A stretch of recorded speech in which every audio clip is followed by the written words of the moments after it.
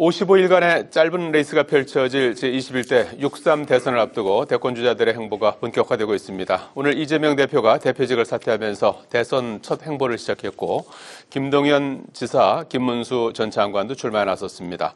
한덕수 대행의 대통령목 헌법재판관 지명을 놓고 정치권에서 후폭풍이 이어지고 있습니다. 이슈엔 포커스 문학진, 안영환 전 국회의원과 전국 현안 살펴보겠습니다. 안녕하십니까? 안녕하세요. 네. 자, 우선 한덕수 대행의 헌법재판관 지명이죠. 임명 절차에 들어간 지명을 한 것을 놓고 정치권에서 후폭풍이 거세게 불고 있습니다. 어제 한덕수 대행이 2명의 헌법재판관을 지명하지 않았습니까? 그래서 대행이 대통령 몫의 헌법재판관을 임명할 수 있느냐 하는 그런 부분인데, 민주당에서는 월권이고 대행의 어떤 권한 남용이고 위헌이다 이렇게 주장을 하고 있고, 국민의힘에서는 당연한 책무다. 오늘 법사위에서는 현안 질의도 관련해서 이어지고 있습니다. 오후에 2시에 또 계속해서 이어질 예정인데 이 사안은 어떻게 보고 계십니까? 일단 권한 대행의 헌법재판관 지명은 정치적 논란거리는 충분히 될 수가 있습니다.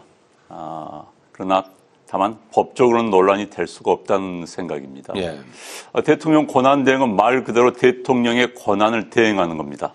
대통령의 권한의 일부는 되고 일부는 안 된다는 그런 규정은 우리 헌법 또 어느 법에도 없습니다. 만약 예를 들어서 대통령이 권리 중에 대통령 권한대행을 하고 있다 이거예요. 총리가 전쟁이 났을 때 그럼 대통령 전쟁이 나면 전쟁 선포를 못 하는 겁니까?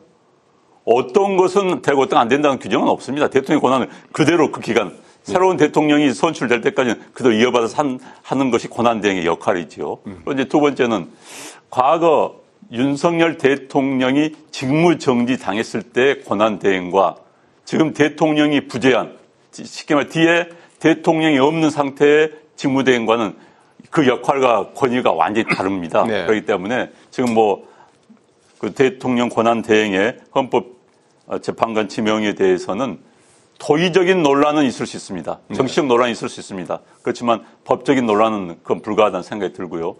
사실 이 문제에 대해서는 미국서도 항상 우리와 같은 대통령제인 미국서도 논란이 되어 왔습니다.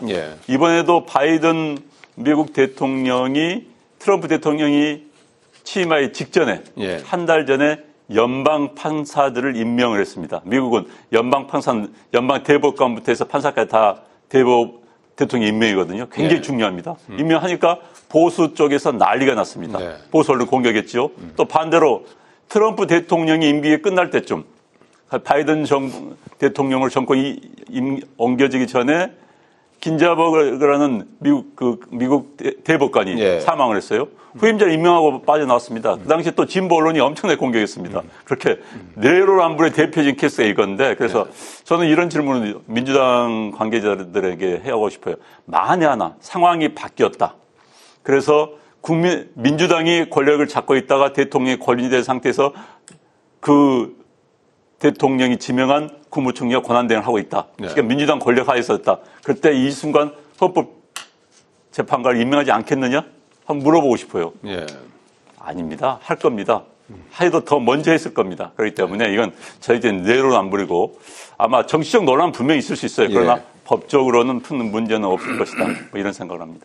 아무튼 전례가 없는 그런 일이다 보니까 상당한 논란이 있는데 법적으로는 문제가 없다고, 정치적인 논란이 있을 수 있지만 안영환 의원께서 그렇게 보셨는데 문 의원님 어떻게 평가하십니까? 정치 행위를 이 법 규절만 갖다 대서 이게 옳으냐 그러냐 따지는 거는 좀 그 시각에 좀 난 문제가 있다고 보고요. 정치적으로 여러 사정을 다 이렇게 감안하고 이렇게 해서 정치 행위가 이루어져야 한다.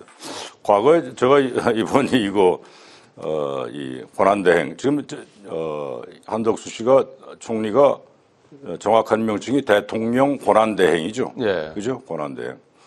제가 옛날에 신문사 기자 시절에 그러니까 이제 오래된 한 30년도 더 된 얘기인데, 그때 야당이던 민주당의 김대중 총재가 일시적으로 이선 퇴진 비슷하게 뒷전으로 물러앉은 적이 있어요. 그때 조세형 씨가 의원이 총재 권한대행을 했거든요. 기자들하고 뭐 이렇게 저렇게 얘기하는 가운데 이제 농반진반으로 내가 지금 총재 권한대행인데 권한은 없고 대행만 있네. 그러니까 실제 권한은 김대중 그때 뭐 이제 야당 총재를 했었잖아요. 그분이 다 권한을 행사한다. 자기는 그냥 마지막 핫바지일 뿐이다. 그 생각이 나는데 저는 이 한덕수 대행이 얼마 전까지만 해도 그 대통령의 이 대행으로서 실제적 권한은 행사하는 게 맞지 않는다 이런 언명을 한 바가 있었거든요. 마흔역 재판관 임명하지 않으면서 대통령이 이제 파면되자 바로 이 헌재 재판관을 이제 지명을 하는 게 지금 뭐 일부 언론에서도 그런 지적을 하던데 지금 윤석열 씨가 관저에서 아직 안 나갔잖아요. 그리고 뭐 예를 들면 나경원 의원 같은 사람 불러서 그다음에 당 지도부 뭐 권영세, 권성동 뭐 이런 사람들 불러서 뭐 그동안 수고 많았느니 뭐 이제 이런 얘기를 관저 정치를 하는 거 아니냐 그런 분석 이야기들을 하던데 저는 이 한덕수 총리가 그 헌재 재판관 후보 지금 2명 지금 지명한 거 아닙니까? 이 사람들은 평소에 그렇게 뭐 좀 준비하고 생각을 해왔던 것 같지는 않아요. 이거 총리 몫이 아니잖아요. 이게 대통령 몫이잖아요. 그래서 조금 전에 얘기했듯이 윤석열 씨가 관저에 앉아서 이런저런 자기 뜻을 한덕수 대행한테 좀 관철을 시키고자 했던 거 그걸 받아서 이렇게 지명을 하는 거 아닌가 이런 의구심이 들고요. 저는 그래서 그리고 이제 지금 한덕수 대행 경우는 이제 대선이 딱 2달 뒤, 2달도 안 남았잖아요. 그래서 6월 3일 대선으로 이제 50일 남았죠. 2달도 안 되는데 그 기간 동안에 2달도 안 되는 기간에 대통령 권한대행의 역할이라는 건 나는 현상 유지 관리 정도가 적절한 거 아니냐. 이렇게 적극적 대통령으로서의 권한을 적극적으로 행사하는 거는 썩 적절해 보이지 않는다. 저는 그렇게 봅니다. 두 가지 쟁점인 것 같아요. 대행이 이제 그 대통령 뭐 헌법재판관을 임명할 수 있느냐 하는 부분하고 또 내용상 이 두 사람 중에 한 사람이 이완규 법제처장의 이제 적격성 논란인 것 같아요. 이분이 이제 윤석열 대통령하고 이제 대학 동기의 뭐 고시 동기 그리고 초기부터 이제 법제처장을 맡아오지 않았습니까? 그래서 친윤 중에 이제 친윤이라고 이제 불리고 특히 12.3 계엄 다음 날 이른바 이제 안가 4인 회동 멤버 아닙니까? 그래서 공수처에 고발돼 있는 상황이어서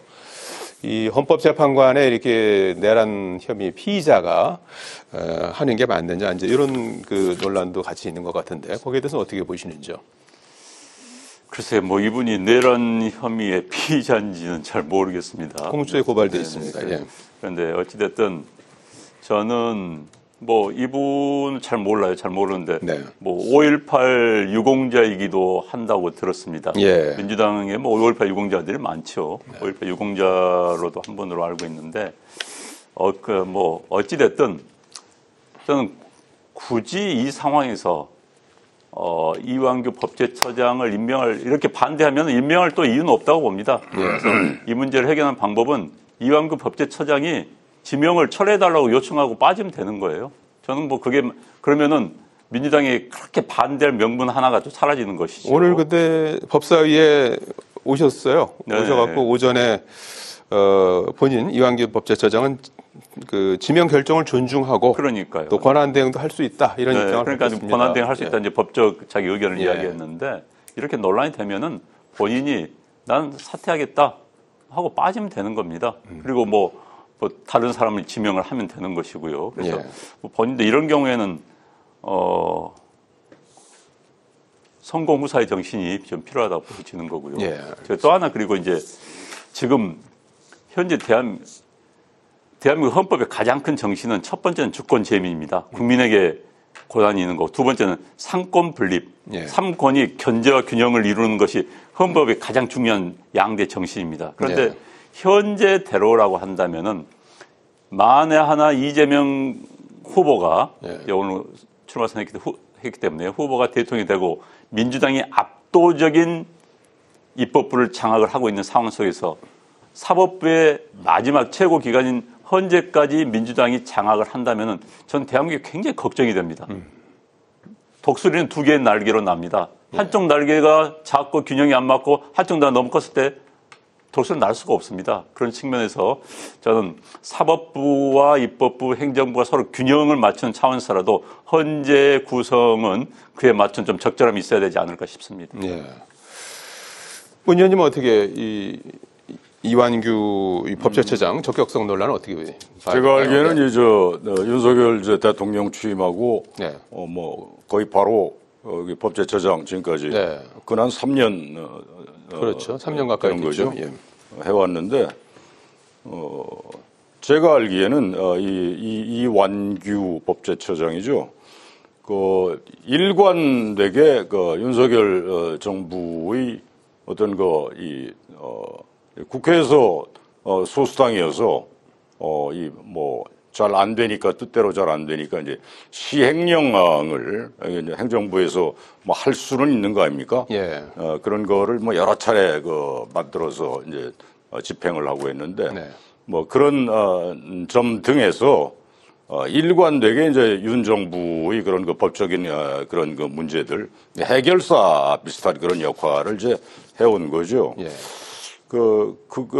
게다가 그다음에 뭐 아까 얘기하셨듯이 12월 3일 계엄선포 그다음에 4일 날 바로 다음 날 뭐 안가에서 4명이 모였다는 거 아니에요? 그때 윤석열 당시 대통령, 네. 김영현 당시 국방장관, 그리고 이완규 법제처장, 그리고 또 한 사람이 법무장관이었나요? 아니요, 그 멤버가 아니고 그건 아닌가요? 행정부 장관하고 행안부 장관 이상민, 법제처장하고 민정수석, 예. 이렇게 뭐 4명이 안가에서 회동을 했다고 하는데 그게 지금 그 수사 대상에 올라 있잖아요. 과연 그래 계엄이 해제됐는데 당신들 안가에서 무슨 논의를 했는가? 그래서 한간에는 뭐 추측이지만 이제 조사를 뭐 제대로 해봐야 되겠지만 2차 계엄을 무슨 논의했던 거 아니냐? 예. 그리고 당시 윤석열 대통령이 그런 언명을 여러 차례 했단 말이에요. 지금까지 드러난 바에 따르면 야 뭐 해서 이번에 안 되면 또 하면 계엄 또 하면 되는 거 아니냐 뭐 이런 식으로.